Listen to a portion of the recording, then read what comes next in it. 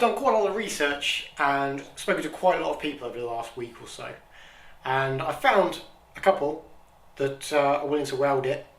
Some of them are pretty confident everything's going to be okay. A couple of them have said, look, we can't guarantee it will actually be effective, but we can give it a go. There is one consistent thing though between everyone that's willing to have a go at welding it. They want it fully bare, fully strip lock. So the repair, stripping it down, rebuilding it, necessary gaskets and whatnot, it's going to be up near £1,000, I would have thought. There's not a great deal of difference between just reblocking it, to be fair. A couple £100. Still an awful lot of money, which I didn't really want to spend. However, before I do commit to doing that, I think it's worthwhile trying a different solution. And that solution simply involves these bits. So about 20 quid's worth. A 1/8 BSPT tap, a 1/8 BSPT plug, and some Permatex, which is basically the same as Honda Bond. So the plan is actually quite simple. Just tap the oil gallery that the sensor sits in a little bit deeper, there's plenty of distance there, and wind in the plug beyond the crack. The reason I've got the Permatex is because Honda recommend putting Honda Bond on the sensor threads when replacing it, so a bit of bout and braces just using the Permatex, which like I say is the same as Honda Bond anyway, just to help seal it up. But a few people seem to think that this is a bit of a bodge fix and it shouldn't work and it won't work. But I've been racking my brains for the last week as to why it wouldn't work, and honestly I've not come up with any sensible answers. Effectively it's exactly the same as it is normally, only the plug, which in this case is just taking the space of the sensor, is just a little bit further in. Bonus of it is, like I say, it cost me like 20 quid. It's going to take me, I don't know, 15 minutes or so to do it, and I can throw the engine back in. It really is not worth not doing it. If it doesn't work, hey, all those naysayers can say I told you so, but I've not really lost anything. Still in the same position that I was before, to be fair, so hell, let's give it a go. So I was just doing an initial clean on the block, just with my little scraper, and you can see straight away this big old chunk has just come straight off, so you can see how close it was before.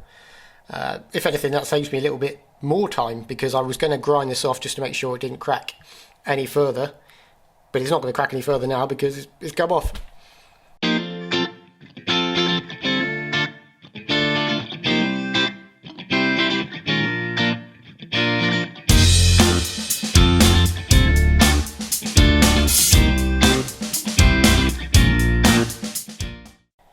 Well, that is that jobbed, and I'd say my confidence level in it working is probably around the 80% mark. I'd love to say 100%, but I would be lying. I didn't use the Permatex in the end. I used the Loctite 542, which is what I used on my brake bias valve, and that worked an absolute treat on that. Main reason for that is because I thought the Permatex would probably stop it winding in quite so easily, whereas the Loctite lubes, so it goes in a lot easier, and also seals, so goes rock hard and actually locks the fitting in. So that's got more benefits for me than the Permatex is. So a bit of a last minute decision, but I think that's probably for the best. I think it's in it about 3/4 of the way, which is about what you'd get in a normal hole with the sensor or an adapter. I did tighten it down pretty hard, so fingers crossed that is going to work. But obviously we won't know until I chuck this back in there and build up some oil pressure. So a lot of work just to find out if my potentially bodge fix, although realistically I don't think it's a bodge fix, is a success. Here's hoping.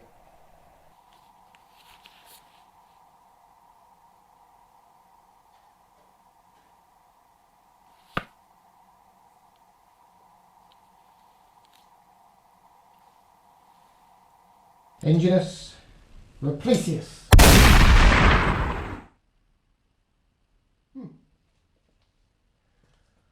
Well, that was easy.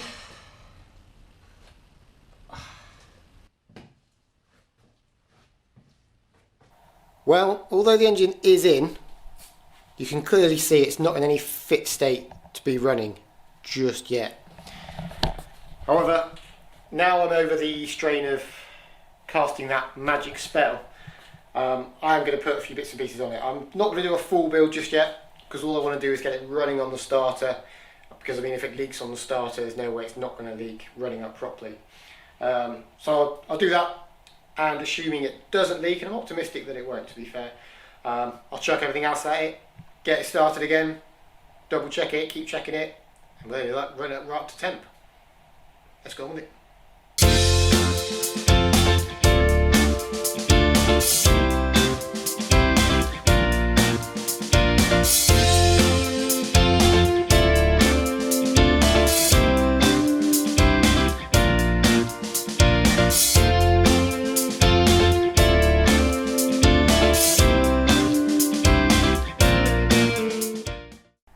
So I think I've got everything I need connected now. Chuck some coolant in it, and obviously some oil in there as well. Did make a little bit of a schoolboy error. Originally I didn't have anything connected on the inlet side, so I brimmed the coolant, and a couple of seconds later it just started all falling out the ICV port on the back of the head. So I had to quickly chuck the bodies on with the inlet manifold to block up that port. Other than that, all went fairly smoothly. So I reckon if I just bridge the starter solenoid, that should fire into life and allow me to build up a bit of oil pressure and just check that my fix has worked. So yeah, cross your fingers, cross your toes, maybe say a little prayer. Let's go.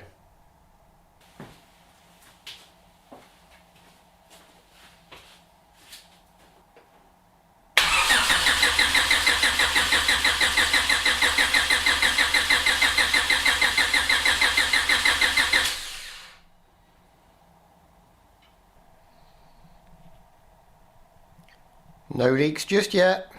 This is a good sign. Well, you can see, funnily enough, just how close the new oil pressure feed is to the old oil pressure feed. Not very far away at all. What it has needed is a shed load of adapters and bits and pieces to make it work. So it's not the prettiest of things, but you know, as long as it works, it works. Well, success so far. So now all I've got to do is obviously test it again with the engine running, which means connecting up the exhaust manifold, the exhaust, the inlet manifold properly, the fuel lines, throttle cable, breather system, engine loom, drive shafts, fill the gearbox up with oil again. So yeah, bits to get on with then. Let's get cracking.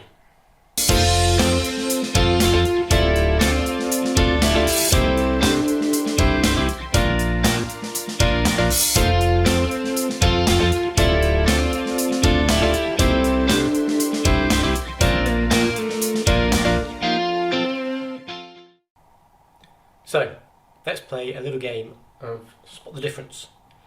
Of course, the engine bay is now fully built up, all the engine ancillary gubbins, even the strut brace is back on. Some of you may notice that I accidentally activated the wipers on my nice new but incredibly dusty windscreen, which was a bit of an error. And there is one other thing as well. If you haven't noticed it, I wouldn't be too surprised. But quite clearly, it is now facing the other way around in the garage. And although I appreciate that this isn't a particularly big or exciting change, contrary to every other time it's changed orientation in the garage over the last 2 years or so, this time it was fully under its own power. Oh my god! Wow! Holy bloody moly. Left it overnight, come back this morning, as far as I can tell, no drastic leaks of any kind underneath the car. So we are now officially, for the moment at least, fluid tight. Great success. It's not all completely good news. I have got an engine management light on the dash for some reason, so I need to investigate that. It will no longer idle as soon as you come off the throttle, it just dies. So clearly there is an issue somewhere, but hopefully it's an easy fix. But aside from that, I'm pretty confident that I can reboot mapping and get this bugger on the road.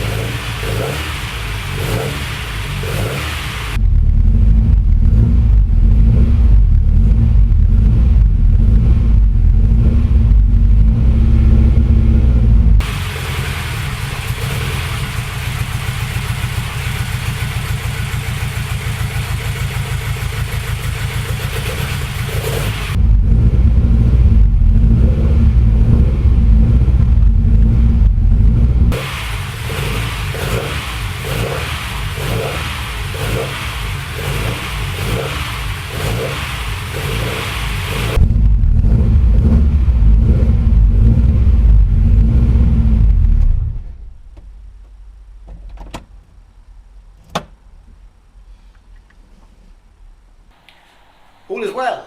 I've managed to get rid of the engine management light.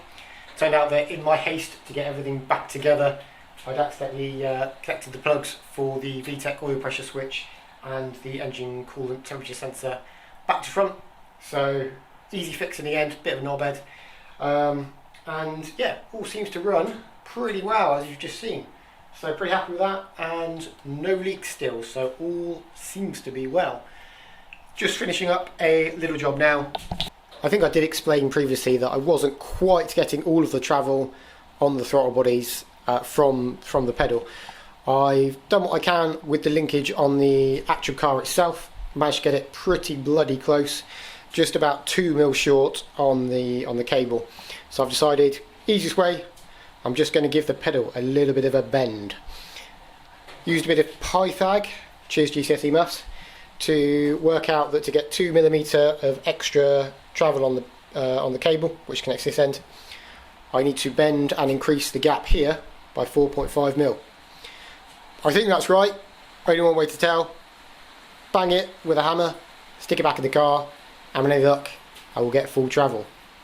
Well, that didn't immediately work as I intended, but in a roundabout way, I have sorted it. So we've got exactly the same travel at the pedal end as we have at the throttle end. So I will call that a winner. And you know what? Aside from going to grab the bonnet from Motorfix and bolting that on, I think we're pretty much good to go again. So ready to book the mapping session and get it there and get it tuned. So yeah, an infinitely more positive end to this episode than the last one. And with any luck, we can continue in this positive vein for the next 3 episodes to come. I'll see you on the next one. Over and out.